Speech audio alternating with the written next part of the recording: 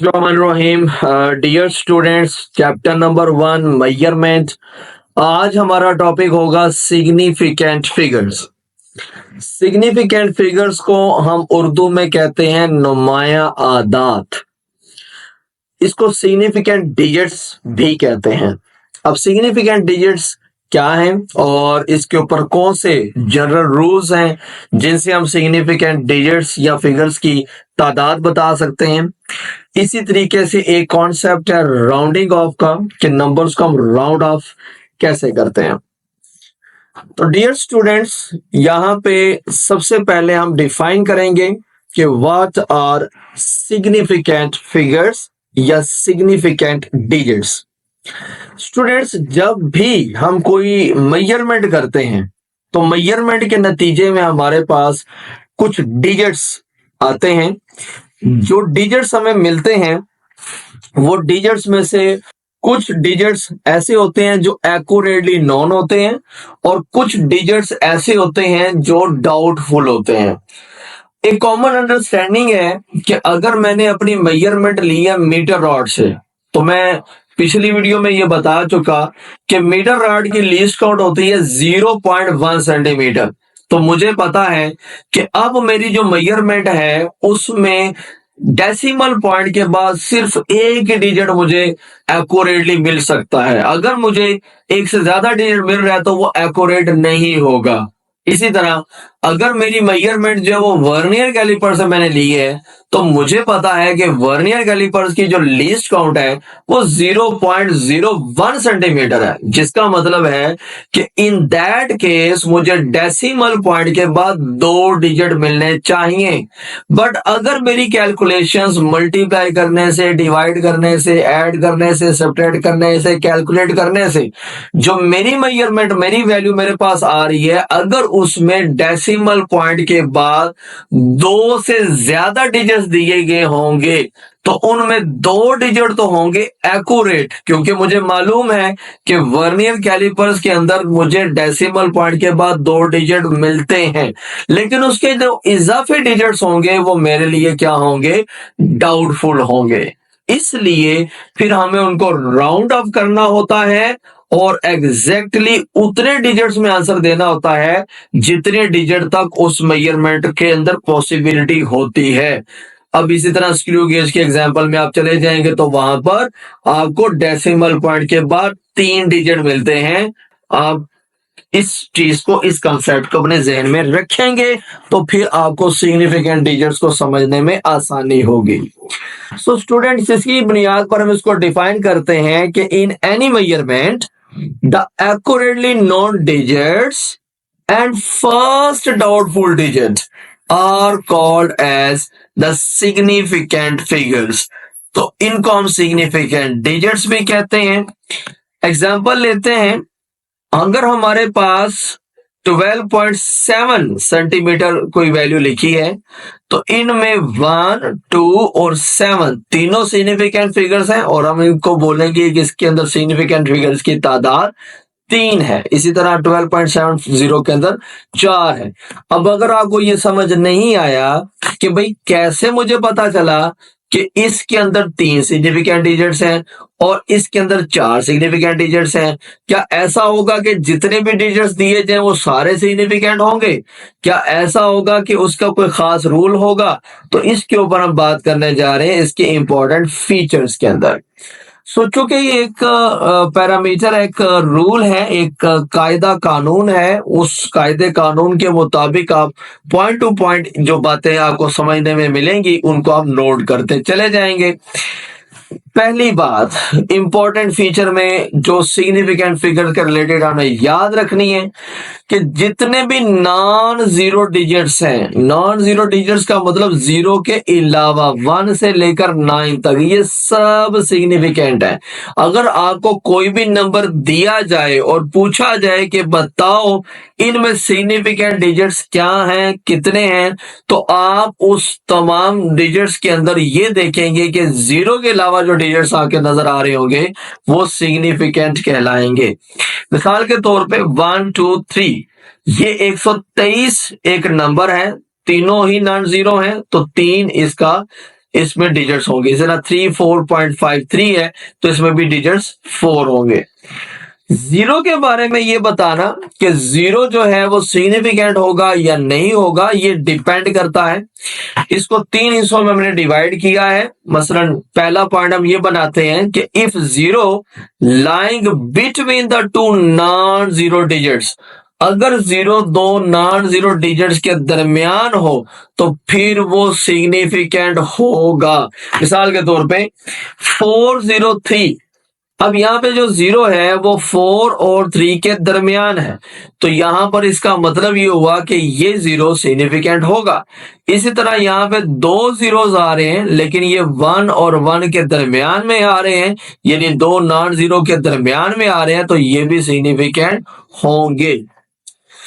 The next thing कि zero lying at left side of the measurement is not significant। अगर ऐसा हो कि जो जीरो है वो हमारी मेजरमेंट के लेफ्ट साइड पे आ रहा हो, जैसा कि 0.25 है। अब यहाँ पर जो जीरो है वो एक नॉन जीरो के लेफ्ट साइड पे आ रहा है, यानी इसके लेफ्ट साइड पे कोई नॉन जीरो डिजिट मौजूद नहीं है, तो ये सिग्निफिकेंट नहीं होगा। लिहाजा 0.25 में जो सिग्निफिकेंट फिगर की तादाद है दैट इज 2। इसी तरह 0.01 के अगर हम देखें बात, तो इसमें हमारे पास एक ही डिजिट बन रहा है दैट इज 1।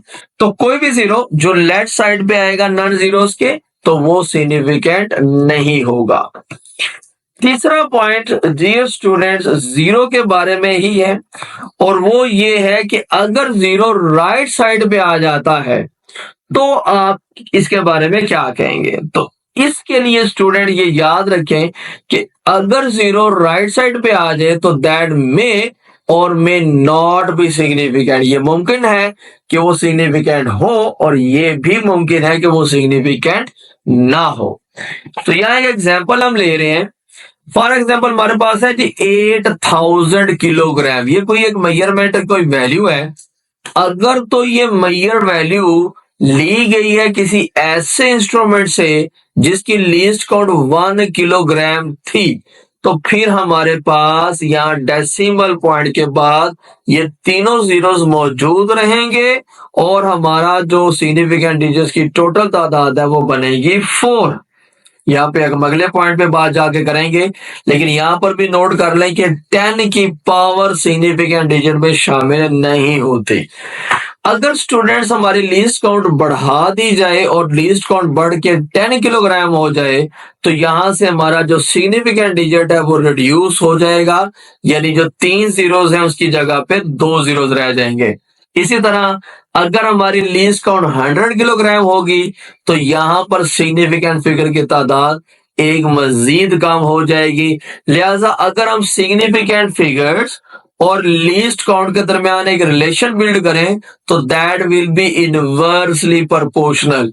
जितनी लीस्ट काउंट ज्यादा होगी सिग्निफिकेंट डिजिट्स उतने कम होंगे, जितनी कम लीस्ट काउंट होगी सिग्निफिकेंट डिजिट्स उतने ज्यादा होंगे। इसकी एक मिसाल हम ले सकते हैं उसी बात से जो हम पिछले आर्टिकल में करते आ रहे हैं कि मीटर आर्ट की लीस्ट काउंट है 0.1, वर्नियर कैलिपर्स की लीस्ट काउंट है 0.01 और स्क्रू गेज की लीस्ट काउंट है 0.001। तो यहां स्टूडेंट्स आप देख सकते हैं कि जिस इंस्ट्रूमेंट की लीस्ट काउंट जितनी कम है डेसिमल पॉइंट के बाद डिजिट्स उतने ज्यादा मिल रहे हैं, तो यही हमारे बेसिकली सिग्निफिकेंट डिजिट्स कहलाते हैं।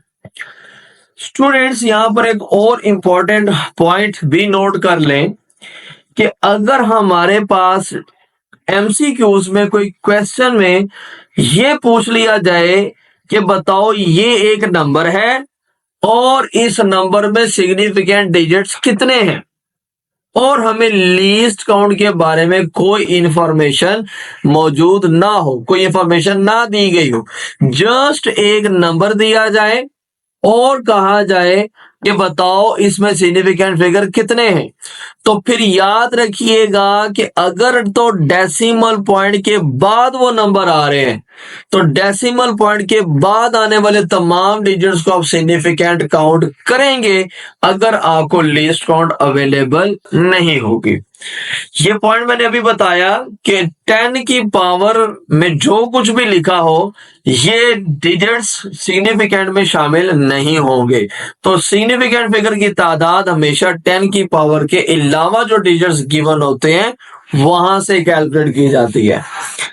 नंबर ऑफ सिग्निफिकेंट्स अगर प्रोडक्ट या क्वोशंट की फॉर्म में आ जाए, कैलकुलेशन की फॉर्म में आ जाए, तो फिर वहां से हम इसको कैसे कैलकुलेट करेंगे। एग्जाम्पल है कि हमारे पास यहाँ पर तीन नंबर्स हैं 5.348 10 पावर -2, 3.64 10 पावर 4, 1.336। इनको अगर हम कैलकुलेट करें तो हमारा जो आंसर आ रहा है वो आ रहा है 1.457892 मल्टीप्लाई 10 पावर 3। स्टूडेंट्स अब यहां हमें यह देखना है कि हमारे इस आंसर के अंदर सिग्निफिकेंट फिगर्स की तादाद कितनी है। तो यहां स्टूडेंट्स ये रूल याद रख लें कि लीस्ट काउंट जो होती है वो आपकी minimum number of significant digits in the data के ऊपर बेस करती है। मसलन यहां पर आप सबसे पहले ये देखेंगे कि यहां पर तीन वैल्यूज आपके डाटा में यूज हुई है। आप ये देखोगे कि सबसे कम सिग्निफिकेंट फिगर्स कितने हैं। मिसाल के तौर पर अगर हम यहां पर देखें 5.348 को तो इसके पास चार सिग्निफिकेंट फिगर्स हैं। 3.64 को देखें तो इसके पास तीन सिग्निफिकेंट फिगर हैं। 1.336 को देखें तो इसके पास चार सिग्निफिकेंट फिगर हैं। लिहाजा इन तीनों में सबसे कम किसके हैं 3.64 के हैं। तो आपका जो आंसर है उसके भी हमारे पास डिजिट कितने होने चाहिए 3 होने चाहिए। जितने कम से कम डाटा में यूज होंगे उतने ही हमारे आंसर में होने चाहिए। तो हमारा आंसर जो है वो 1.45 तक होना चाहिए। इसके इजाफी जो डिजिट्स हैं 7, 8, 9, 8, 2 इन्हें हमने करना है इलिमिनेट, इन्हें हमने करना है रिमूव, इन्हें हमने करना है खत्म। तो इनको रिमूव करने के लिए स्टूडेंट्स ऐसा नहीं कर सकते कि आप ऐसे ही इसको माइनस कर दें। इसके लिए आपको एक पूरा मेथड फॉलो करना पड़ता है and that method is basically rounding off numbers. तो अगर नंबर्स को हम राउंड ऑफ करना चाहते हैं तो राउंड ऑफ करने का क्या तरीका है। डियर स्टूडेंट्स जिन नंबर्स को आप राउंड ऑफ करना चाहते हैं यहां पर आप अगर गौर से देखें तो हमारे पास जिन नंबर्स को हमने राउंड ऑफ करना है वो है 7, 8, 9, 8, 2। आप इन तमाम डिजिट्स में से ये देखेंगे कि आपका वेरी फर्स्ट डिजिट जो है वो कौन सा है। उन तमाम डिजिट में से जो लीडिंग रोल दे रहा है वो कौन है और वो यहां पर 7 है। आपने इस डिजिट को देखना है। अगर तो स्टूडेंट्स ये डिजिट ग्रेटर देन 5 है, अगर ये डिजिट ग्रेटर देन 5 है तो आप इसका +1 बनाकर आगे ऐड कर देंगे 5 के अंदर और इनको रिमूव कर देंगे।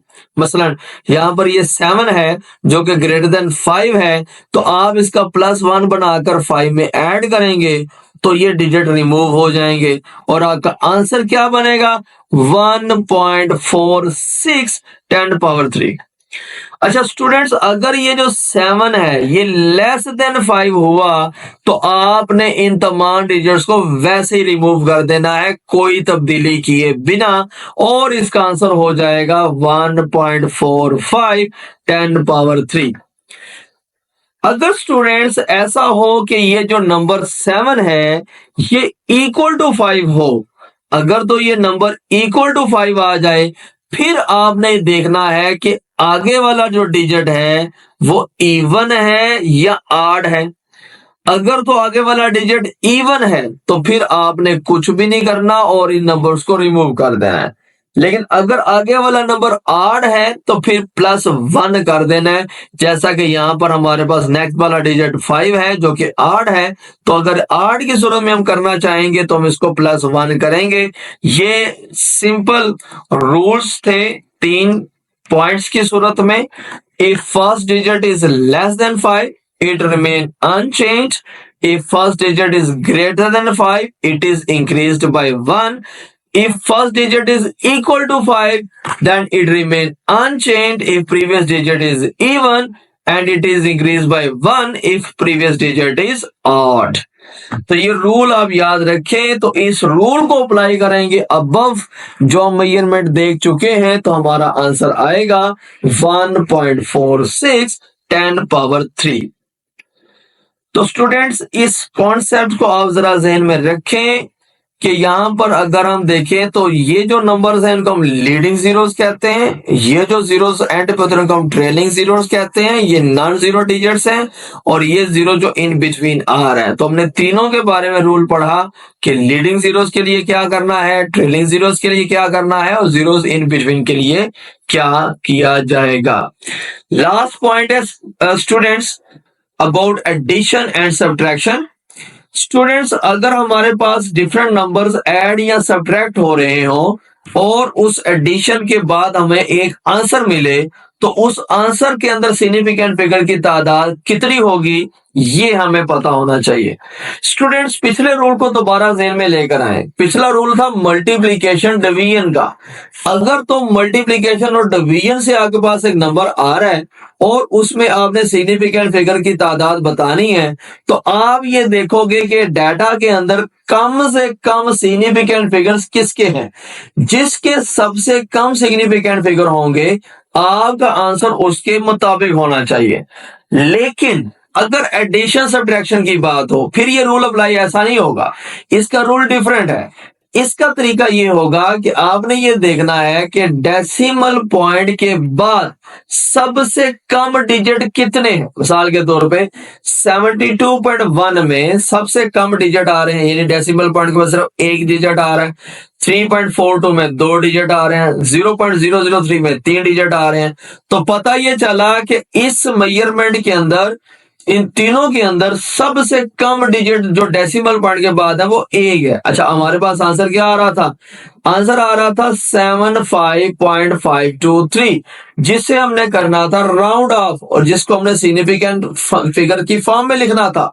तो हमारा रूल कहता है कि भाई सबसे कम डिजिट्स आने देखने, तो वो बन रहा है 1। तो इसका मतलब है हमारा आंसर डेसिमल पॉइंट के बाद सिर्फ एक डिजिट तक होना चाहिए। और ये जो 2 3 इसको हमने रिमूव करना है। अब जिनको हमने रिमूव करना है उसका पहला डिजिट 2 है और ये 2 लेस देन 5 है, तो इसका कोई इफेक्ट कोई इंपैक्ट नहीं होगा, इसको हम वैसे ही माइनस कर देंगे।